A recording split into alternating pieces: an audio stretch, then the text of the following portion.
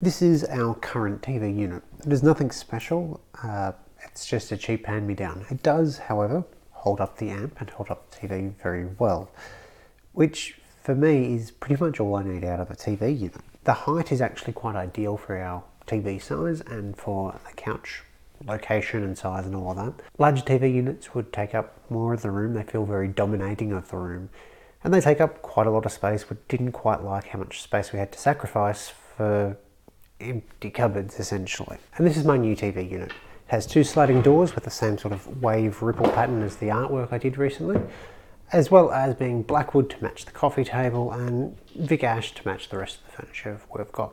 Stick around and I'll show you how I made it.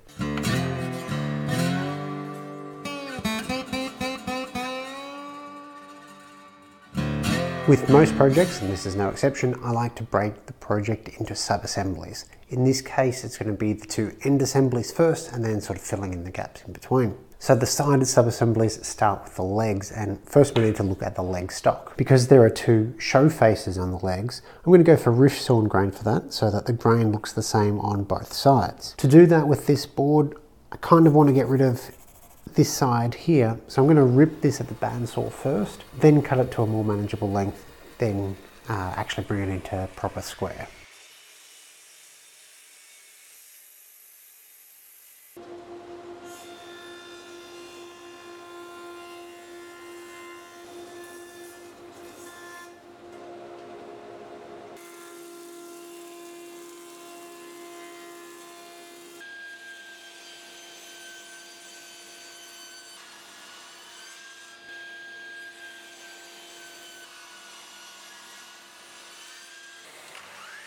The legs are cut to length of the miter saw, first by squaring one end, then flipping it end for end and placing the freshly cut square end up against the stop block.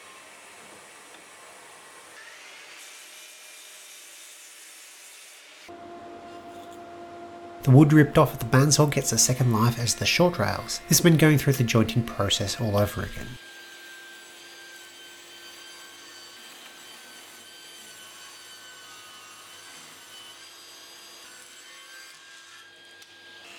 The short rails are cut to length using the crosscut sled. They're too short to do at the miter saw. The same process applies, however. Square one end, then place that end against the stop block to make the actual cuts.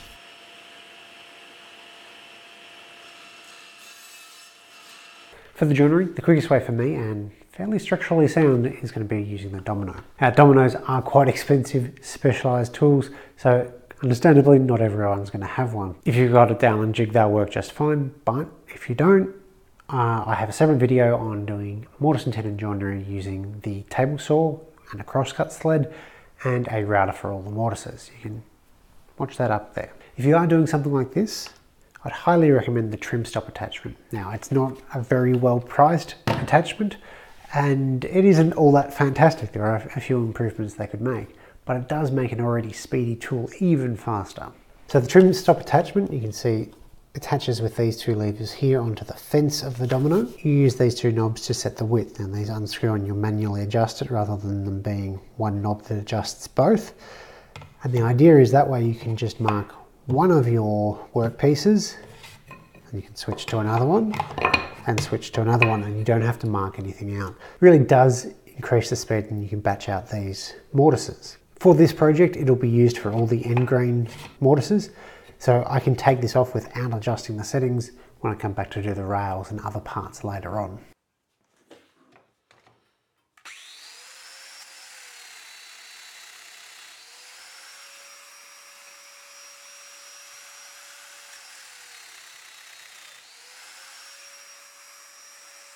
If you rush any type of joinery, you can often very quickly find yourself in trouble by not marking out properly, putting mortises in the wrong spot, whatever. I think the domino probably exacerbates this because it's very easy to go on autopilot and find you've got mortises on the wrong face. What I like to do with cabinets like this is write on the tops of the legs what it is. So in this case, I'm writing an FR for front right, that's got front left, as well as marking on the tops where the dominoes are going to be located for, or where the mortise is going to be located for the rails.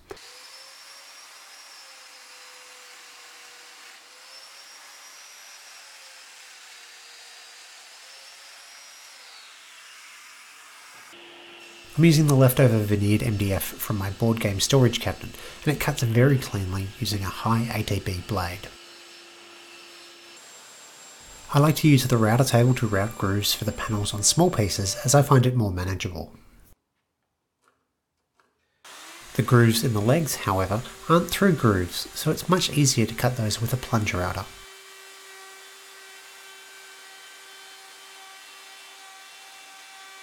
So I have all the long rails cut.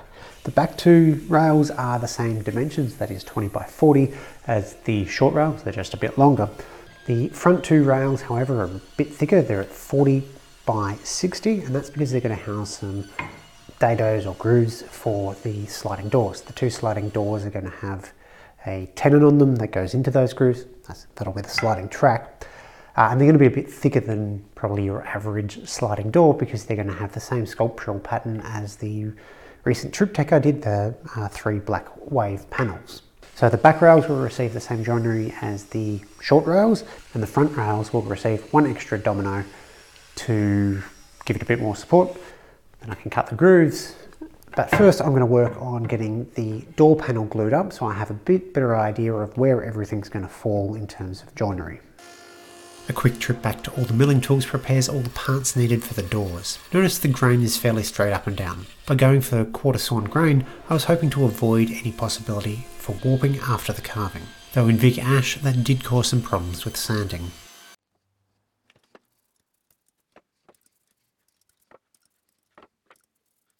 With the door blank out of the clamps, I need to square it up so that it makes a much better door shape to start the carving from. Could use a crosscut sled to trim this up, but for the one cut I need to do to make it square on one side, it's a little bit easier just to use the track saw or a circular saw with a guide. This is just a little bit weighty and large that while it will fit on a crosscut sled, it's just not my favourite thing to do. Now before I do the carving on this panel, I need to put the tenons on it. Now I could do that after carving, but it is just more difficult and a little bit less safe. Now before I do that, I'm going to cut the dados that the tenons are going to ride in. These are going to be the same in 4 dados, so the 2 dados per rail, top and bottom. Doesn't really matter what the width of these dados are or what the width of the tenon is, they just have to match up. I find it easier to do the dadoing first and then match the tenon to the dado by sneaking up on the cut. I'm making this a 10mm-ish dado, so I've got a 3/8 inch dado stack set up. I have an Imperial dado stack, so it's easier just to work within that and then make adjustments to the fence. So I need to go down a little bit further on this, then I can switch to the other rail, do that cut, then move the fence and continue through that way. Once the dados were cut, I could switch to cutting the tenons. Notice I'm using a sacrificial fence so I can cut right up to the edge. It was just a matter of sneaking up on the fit in the dado. Don't have a dado stack? It can all be done at the router table too, though it will take a little bit longer. I find it easier to cut at the full height of the tenon, but making shallow overlapping passes. So as you can see, I've got the TV unit dry fit together. It's just the 2 clamps and good intentions. There's no glue on any of the joinery and there's no clamps going front to back. However, we do have some reasonably well sliding doors. You can see on the Tas Oak panel, and I'll get a similar pattern on the Blackwood panel, I've got a ripple pattern. So there's 3 ripples there, and that'll be power carved in next. These are mostly decorative doors or decorative carvings, and for the majority of the time, it's going to be all closed up because there's not a real need for me to get into the TV unit. For this carving, I'll be using 3 Arbortech tools. The turbo plane for the majority of the work, the mini turbo for refining details in small spots, and the contour sander to smooth everything out. I start by removing the material up to the lines and starting to work down towards the space between 2 lines with the turbo plane. Light touch gives the most control and still removes material fairly quickly. I found that sweeping motions help maintain the overall feel for the piece, even if they're not exact to the drawn lines. When enough material is removed, I come back with a mini turbo to remove any material that was proving difficult to get at with the full-size turbo plane. The smaller diameter and extension shaft make it great for getting into tight spots. And unfortunately, to remove all the tool marks, a lot of sanding is needed. Less sanding is needed as I get more practice, but it still requires a lot of sanding from 60 grit up to 320 grit. These two lower rails, so the back and the front, need a cleat on it for some slats that are going to go across. And this is a bad example, but it's what I've got on hand. This will go from the front to the back, that'll form the shelf. These slats will end up being about 6mm thick, so I need a cleat that is 40mm minus that 6mm, glued onto the back of the front rail and, well, the front of the back rail, and that'll give that somewhere to sit down. Now I'm going to have a shelf that is halfway up, seems like a good use of space, and for that I'm going to put in a web frame and then slats in the web frame. I can certainly route a groove on this side, but unfortunately there's no real room to do it on this side because of where the doors are, and it'll just be a bit funny. So a little bit like gluing the cleats on, I'm going to glue something onto the inside of the front leg, both front legs, and that'll give me some space to attach the web frame to. So first thing, I'm going to work on the cleats for the bottom shelf, then the slats of both shelves. These were cut just a fraction shorter than the actual rails, so I didn't have to retrim the rails later.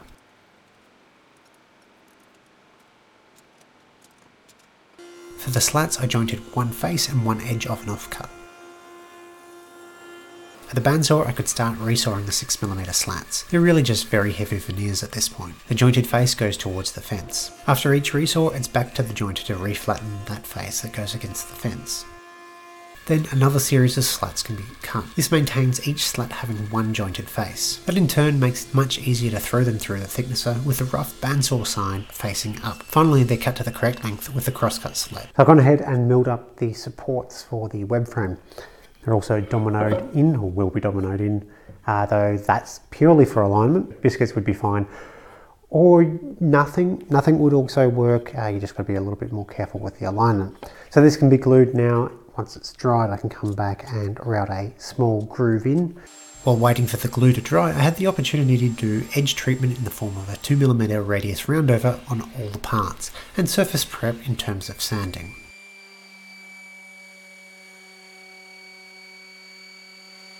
To make sure the dado is in the same position and the correct width in all spots, I made up a small jig to use with a guide bushing. The jig consists of a cutout in a piece of MDF and a cleat on both sides to act as a registration fence.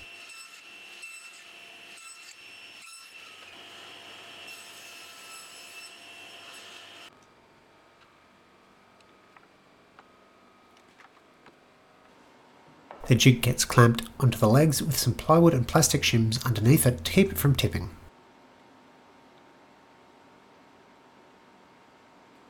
The dado that's created is wider than my router bit. The dado ended up being about 19mm.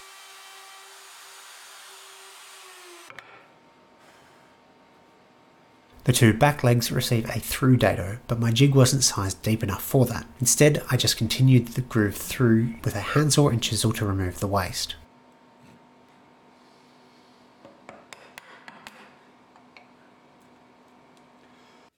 Once the grooves were cut, sizing the long stretches into the web frame was a lot easier.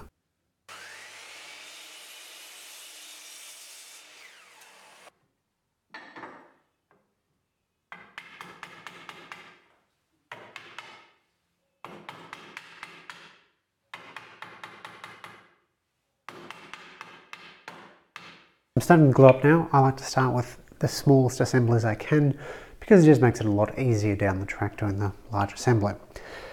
Now I do typically like to finish my components first and then glue them up. Makes it a little bit easier if you can lay everything down flat and, in my case, roll on the finish. It doesn't really matter either way. For some finishes it's easier to do it afterwards. And the reason why I'm doing it this way, that is gluing up first then finishing, is it's just too cold at the moment. I applied finish to a couple of pieces last night, and unfortunately they were still tacky this morning. That's got to do with it being colder and colder here in Melbourne at this time of year. So I'm starting with the glue. It means I'll finish it all at once rather than bits and pieces, and it ends up being a little bit quicker. Speaking of the glue, I am using liquid hide glue. I don't necessarily have to, but there are a few advantages. Titebond's liquid hide glue, which I am using, works down to 10 degrees Celsius, that is, whereas a lot of their other glues only work to 11 or 13 degrees. There are some other advantages of hide glue. Namely, for something like this, which has a lot of mortise and tenon, the hide glue will lubricate the joints rather than swelling the joints like PVA does. When a water-based product hits the wood swells slightly. That can make it very difficult to assemble everything in a good time. For these end assemblies, not too big of a deal, but for the larger frame, that can be tricky, and I have run into that situation before. Quite commonly, I will use epoxy rather than PVA for that exact reason. Longer open time and it doesn't swell the joints. In fact, it lubricates it. So why hide glue?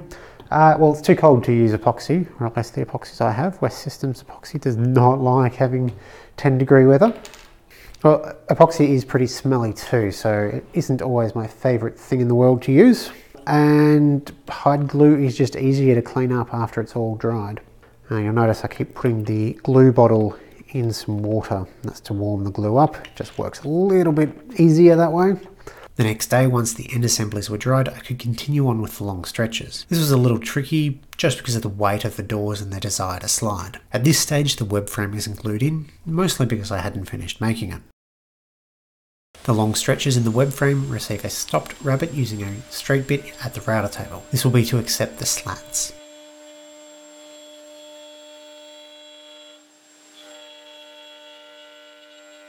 Unfortunately, I forgot to shoot the joinery for the web frame, but it's fairly easy to see what's going on. The long stretches are glued into the legs, then there are mortises for the short tenons to attach to.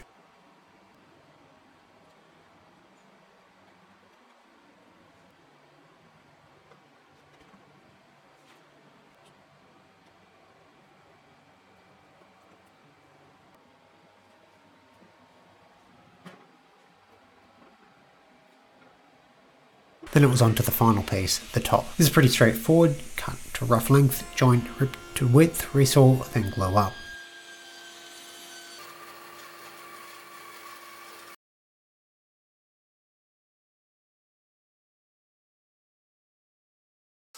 Just like with the doors, trimming with the track saw on foam is the easiest way to square up the top.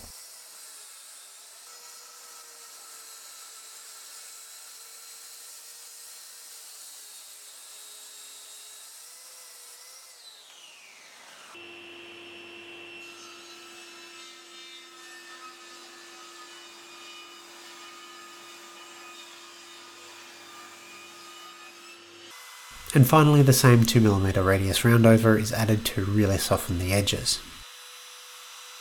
To attach tabletops, I normally use metal Z-shaped fasteners, but unfortunately I ran out, so I had to go with plywood buttons. They serve the same function, they're just slower than pulling a pre-made bracket out of a bucket.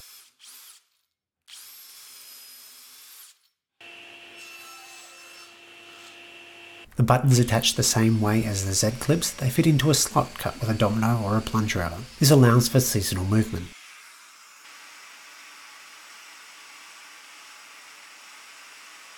For the finish, I went with Osmos Poly-X rubbed on with a synthetic pad. See my WTF is Hard Wax Oil episode to learn more about this finish.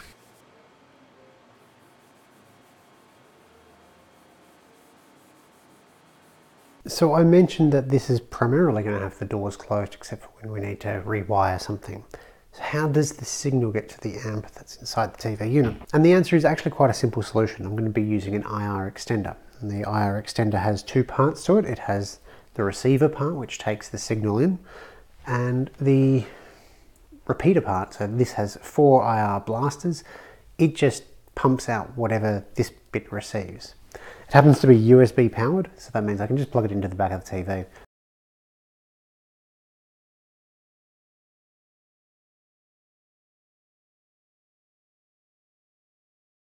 So as you can see, the TV unit isn't alone. It has the Blackwood off the coffee table and the waves off the black wave thing that I did on the wall. So these are more a set of items rather than an individual item. With the IR receiver plugged into the TV, positioned here, and the transmitter on the amp, we should be able to turn everything on. That click means the amp's powered up. There we go.